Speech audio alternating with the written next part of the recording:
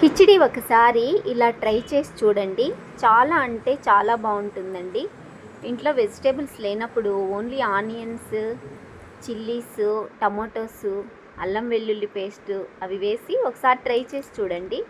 ఇది టిఫిన్గా కూడా ట్రై చేయొచ్చు. చాలా అంటే చాలా బాగుంటుందండి. ఇందులోకి రోటి పచ్చడి ట్రై చేయండి.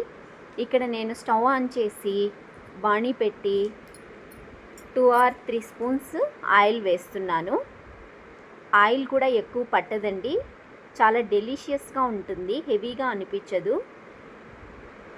ఇక్కడ 3 స్పూన్స్ ఆయిల్ వేస్తున్నాను. ఆయిల్ వేసిన తర్వాత టమాటోస్, చిల్లీస్, ఆనియన్స్ కట్ చేసుకొని పెట్టుకోవాలి. పచ్చిశనగపప్పు, ఆవాలు, జీలకర్ర వేయాలి. ఇక్కడ పచ్చిశనగపప్పు వెరైటీ టేస్ట్ ఇస్తుందండి. చాలా టేస్టీగా ఉంటుంది. పచ్చిశనగపప్పు కంపల్సరీ వేసుకోవాలి. మామూలుగా మనము బగారా రైస్, కలర్ రైస్ అటువంటి వాటికి పచ్చిశనగపప్పు వేయం కదా. ఇక్కడ నేను చేస్తున్నటువంటి రైస్కి పచ్చిశనగపప్పు వేయాలి. వీటన్నిటితో పాటు కరివేపాకు, కొత్తిమీర కూడా వేసుకుంటే బాగుంటుందండి. ఇక్కడ నా దగ్గర కరివేపాకు ప్రస్తుతానికి లేదు, అందుకనే నేను ఇవి మిగతావి వేసుకుంటున్నాను. చూడండి, ఇక్కడ జీలకర్ర, ఆవాలు వేసి కాస్త ఫ్రై అవ్వనిచ్చి మిగతాటివన్నీ వేసేసి కలిపెడుతున్నాను.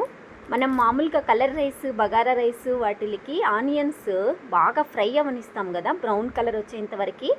కానీ ఇక్కడ కిచిడీకి, నేను చేస్తున్నటువంటి కిచిడీకి అలా అవ్వాల్సిన అవసరం లేదు. అన్నీ ఒకేసారి వేసేసి బాగా కుక్ అయిపోతే చాలండి. ఇలా పట్టుకుంటే స్మూత్గా అనిపిస్తే చాలు, అంతవరకు ఫ్రై అవ్వాలి. ఇదంతా బాగా ఫ్రై అవ్వనిచ్చి అల్లం వెల్లుల్లి పేస్ట్ వేసుకోవాలి. అల్లం వెల్లుల్లి పేస్ట్ ఎలాగంటే రోజులాగా రొటీన్గా కాకుండా, స్మూత్గా కాకుండా కాస్త క్రష్ చేసుకొని వేసుకుంటే టేస్ట్ బాగుంటుంది, ఫ్లేవర్ బాగా పడుతుందండి. ఇక్కడ నేను బాగా ఫ్రై చేసుకుంటున్నాను. లో టు మీడియం ఫ్లేవర్లో పెట్టుకొని ఫ్రై చేసుకోవాలి. ఎందుకంటే మళ్ళీ కలర్ మారిపోతుంది, మనకి రైస్ కూడా స్ట్రక్చర్ మారిపోతుందండి. ఇక్కడ మనము మామూలుగా బగారా రైస్, కలర్ రైస్ వాటికి పసుపు వేయం కదా, ఈ కిచిడీలో పసుపు కూడా వేయాలి. పసుపు, పచ్చిశనగపప్పు రొటీన్గా కాకుండా వెరైటీ టేస్ట్ యాడ్ అవుతుంది. ఇక్కడ మీరు కొత్తిమీర, కరివేపాకు వేసుకుంటే చాలా అంటే చాలా బాగుంటుందండి. నా దగ్గర లేదు. చూడండి, ఇలా కాసేపు లో ఫ్లేమ్లో పెట్టి బాగా కుక్ అయిన తర్వాత కాస్త మనం క్రష్ చేసి పెట్టుకున్నాం కదా అల్లం వెల్లుల్లి పేస్ట్ వేసుకోవాలి. అల్లం వెల్లుల్లి పేస్ట్ వేసి పచ్చివాసన పోయేంత వరకు ఫ్రై చేయాలి. పచ్చివాసన పోయేంత వరకు ఫ్రై చేసిన తర్వాత పసుపు వేసుకోవాలి. చూడండి, ఇలా తయారు చేసుకుంటే సరిపోతుంది. అల్లం వెల్లుల్లి పేస్ట్ మనం మెత్తగా కాకుండా దాని ఫ్లేవర్ అంతా బాగా పడుతుందండి. ఇక్కడ వేసిన తర్వాత బాగా ఫ్రై చేస్తున్నాను. కాస్త మీడియం ఫ్లేమ్లో పెట్టుకొని ఫ్రై చేసుకుంటే సరిపోతుందండి. బాగా ఫ్రై అయిన తర్వాత పసుపు వేసుకోవాలి.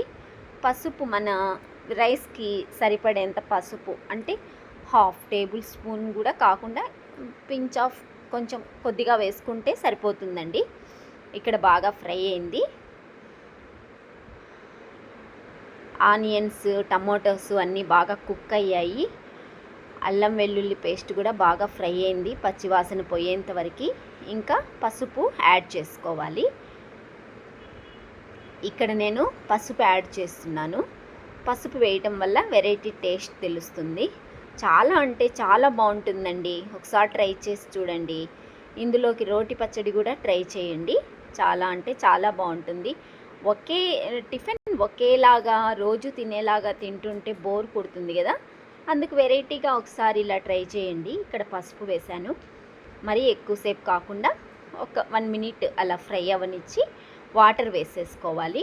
వాటర్ ఎలా అంటే 1 గ్లాస్ రైస్కి 2 గ్లాస్ వాటర్ పడుతుందండి. 1 గ్లాస్ రైస్కి 2 గ్లాస్ వాటర్ పడుతుందండి.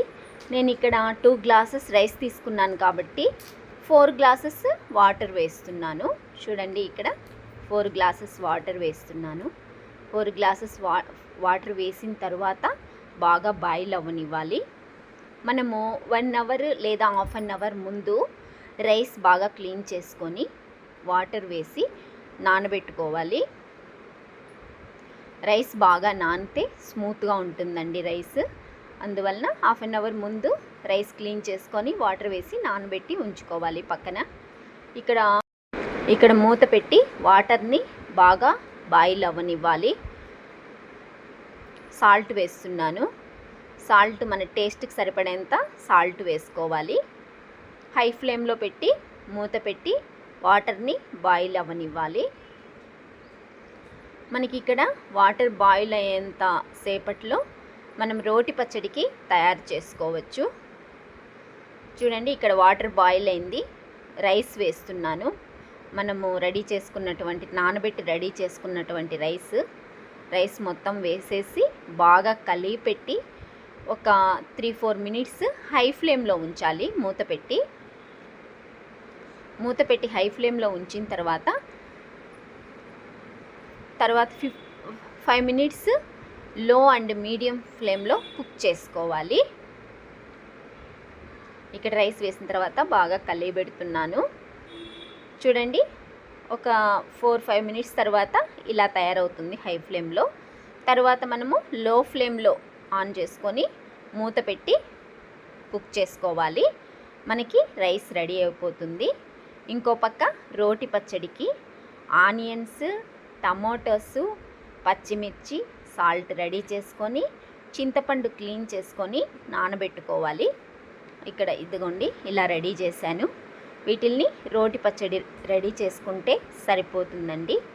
చాలా అంటే చాలా టేస్టీగా ఉంటుంది ఈ పచ్చడికి, ఈ కిచిడీకి. ఒకసారి టిఫిన్ లాగా ట్రై చేసి చూడండి. లో ఫ్లేమ్లో కుక్ అయిన తర్వాత రైస్ ఇలా వచ్చేస్తుంది.